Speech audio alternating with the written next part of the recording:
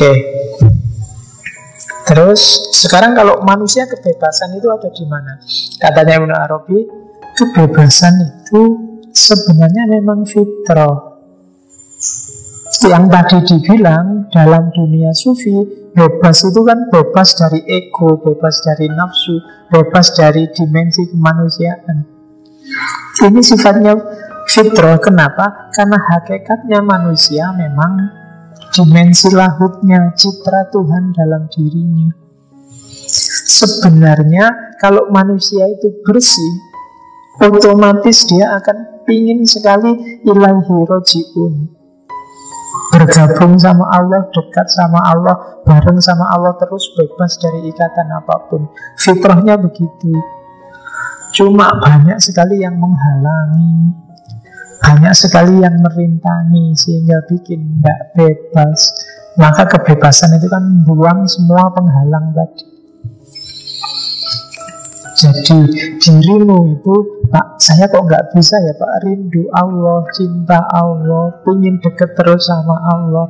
Berarti dirimu sebenarnya rindu, cinta, ingin deket. Cuma ada yang menghalangi itu sehingga tidak terekspresikan. Nafsumu, egomu, cita-citamu, dimensi kemanusiaanmu.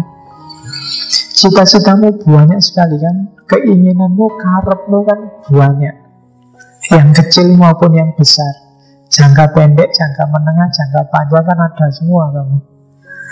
Ada yang besok Pak saya ingin punya mobil mewah, punya rumah tingkat, kerjaan mapan, istri, suami cakep. Cita-citamu kan itu panjang. Yang jangka pendek, saya ingin besok pagi sarapannya di warung itu. Saya ingin itu sibuk terus dirimu, keinginanmu macam-macam, tidak pernah diam isi kepalamu, tidak pernah diam hatimu, sibuk oleh dunia, ya otomatis fitrahnya ketutup. Susah sekali kan. Jatuh cinta sama lawan jenis yang cakep gampang, tapi sama Allah susah. Pak, gimana ya jatuh cintanya? Rindu kayak para sufi sampai segitunya pada Allah. Gimana ya Pak caranya? Caranya simpel. Taharrur, bebaskan dirimu dari keterikatan dunia.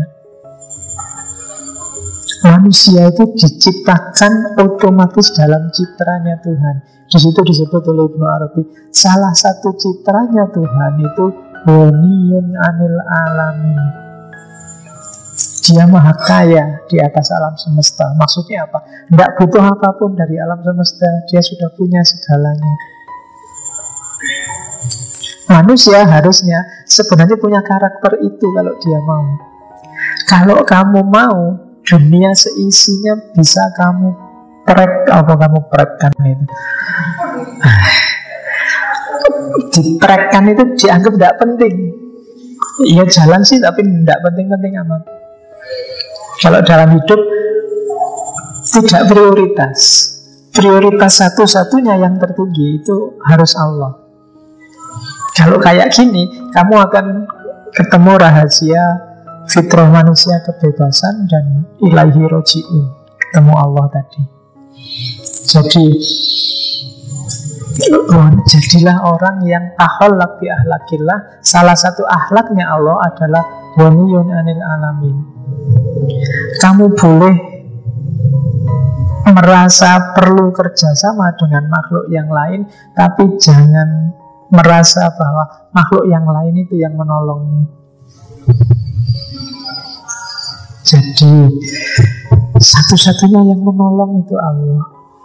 Jangan butuh apapun pada makhluk, jangan ngemis-ngemis pada makhluk di level apapun.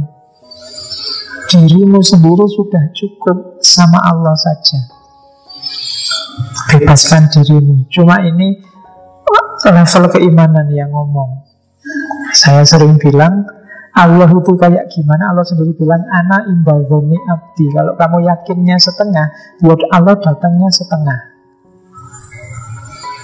Tenang aja mas, kalau Allah mengizinkan kamu dapat istri cakep, kamu kaya raya. Apa iya Pak? Saya kayak gini. Ya yakinmu setengah, Allah datangnya setengah. Kalau kamu nggak yakin ya enggak. Jadi Para wali, para ulama itu kan keimanannya dalam, mantap, jadi yakin. Mungkin kamu heran ya, itu kiai-kiai itu tidak kerja cuma di rumah ngajar ngaji. Santri bayar ya untuk pondok, untuk macam-macam. Kok kaya luar biasa, dari mana? Terus kamu curiga, iya kan? Karena isi pikiranmu kan selalu yang jelek-jelek tadi. Tiap hari nonton TV, nonton KPK. Jadi bayanganmu kalau ada orang kaya tidak jelas sumbernya, mesti daerah situ-situ. Ya kan? Itu level imanmu. Level imannya mereka mungkin tidak. Banyak kiai-kiai, para ulama yang tidak mikir sama sekali. Dia dapat uang apa enggak ya tidak mikir. Kalau nggak percaya, mungkin kiai yang kamu anggap kaya datanglah ke sana, tidak usah ngamplopi. Tetap kalau waktunya makan, kamu juga mungkin ditawani makan. Dan selalu ada. Itu mungkin levelnya. Jadi anak indadzoni abdi. Kalau kamu merasa cukup dengan Allah saja, yakin 100% akan jalan. Tapi kalau enggak, ya enggak. Kalau kamu masih, ya enggak Pak, kita manusia itu kan ya butuh yang lain. Kadang-kadang ya utang barang, kadang-kadang ya ini barang, ya sudah. Level keimananmu masih sampai di situ. Masih merasa butuh pertolongan yang bukan Allah. Dan ini nggak bisa dipaksa, nggak bisa diteorikan. Saya bilang tadi, ini urusannya sama laku.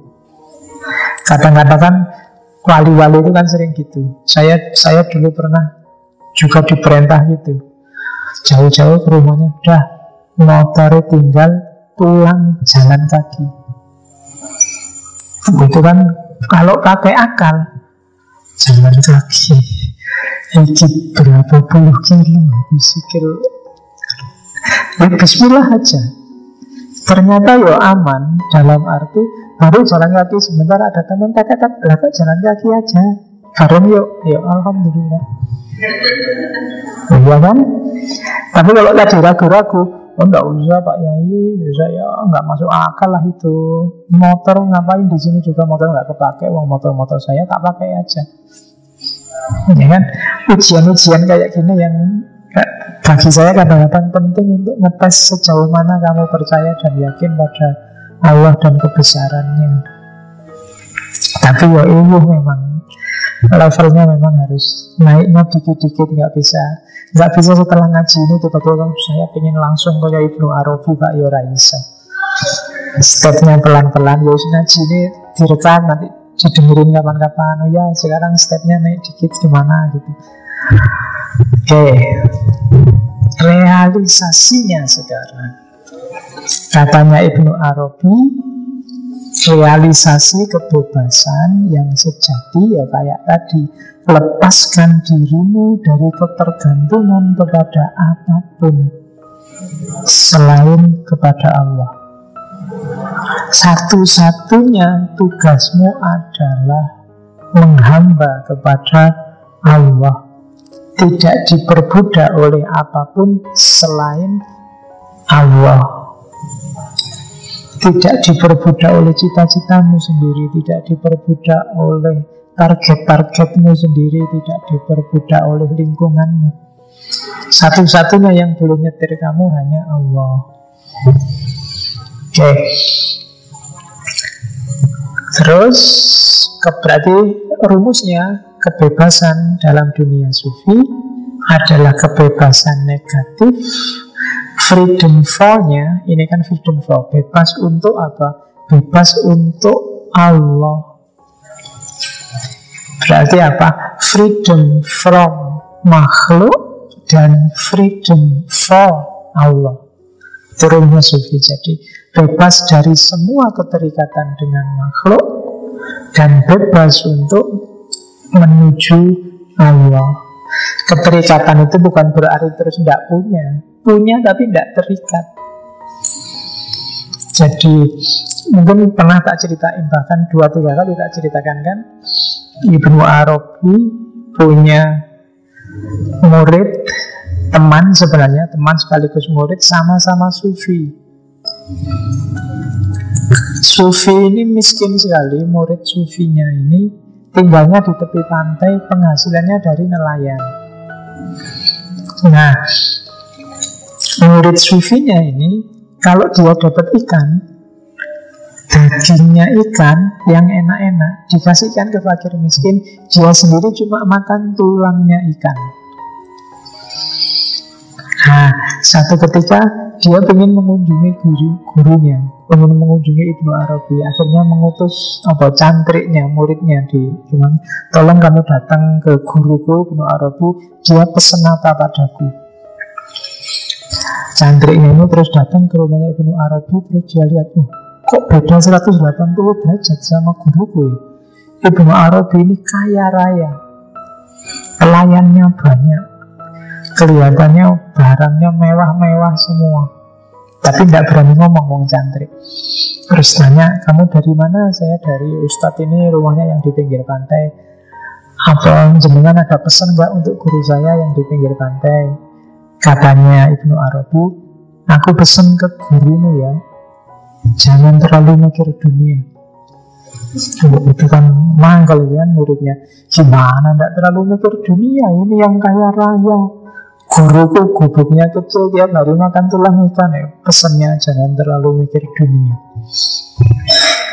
Begitu pulang ditanya, ada pesan apa dari Syekh Ibnu Arabi? Katanya muridnya ini, Ibnu Arabi itu kaya raya, tapi kok malah pesen jangan mikir dunia kan jenengan. Oh, jadi pesannya itu jangan mikir dunia.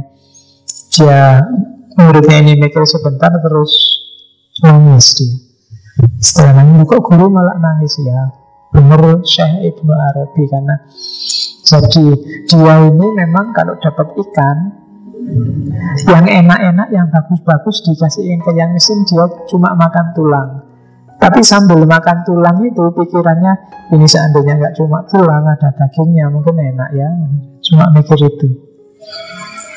Jadi sementara guruku yang Ibnu Arabi itu rumahnya kaya raya, hartanya banyak, tapi dia nggak terikat sedikit pun dengan hartanya. Seandainya detik itu juga semua hartanya hilang, dia nggak kaget. Jadi yang sini makan tulang, tapi isi pikirannya tentang dunia, tentang enaknya tulang yang ada dagingnya. Yang sana kaya raya, tapi harta bagi dia bukan apa-apa. Nah, itu bedanya terikat dan tidak terikat. Jadi nggak mesti yang tidak terikat itu yang nggak punya. Kadang-kadang justru yang banyak mikir cewek itu yang nggak punya pacar. Yang punya pacar itu sudah nggak mikir macam-macam lagi tentang perempuan, takut sama pacarnya. Jadi coba dicek ya, yang ribut jomblo-jomblo kan yang asli jomblo. Yang sudah punya pacar sudah tenang hatinya, sudah nggak mikir macam-macam lagi.